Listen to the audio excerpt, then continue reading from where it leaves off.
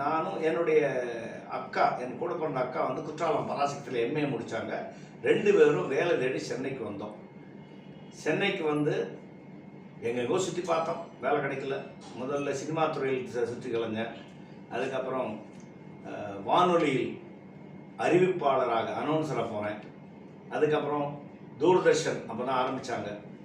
அதில் வந்து production அசிஸ்டண்டாக casual post, அது ஒரு மாதத்துக்கு 14 நாள் வேலை கொடுப்பாங்க. அதில் வேலை பார்த்தேன். அதுக்கப்புறம் அங்கே ஒரு சில காரணங்களால் அது பிடிக்காம வெளியே வந்து ஏர்போர்ட் அத்தாரிட்டின்னு ஏர்போர்ட்டில் உள்ள ஒரு நிறுவனத்தில் ஒரு ஃபயர் ஆப்ரேட்டருங்க போஸ்ட்டுக்கு அப்ளை பண்ணியிருந்தேன். அதனுடைய செலெக்ஷன் நடந்தது. செலெக்ஷனுக்கு போய் மெரிட்டில் செலக்ட் ஆகிட்டேன். நான் வந்து ஃபயர் ஆப்ரேட்டருங்கிற ஒரு சின்ன போஸ்ட்லாம் முறை விமான நிலையத்தில் சேர்ந்தேன்.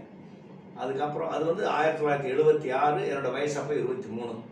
அதுக்கப்புறம் அங்கே கீழே விழுந்து மேலே எழுந்திரிச்சு படிப்படியாக பரீட்சைகள்லாம் எழுதி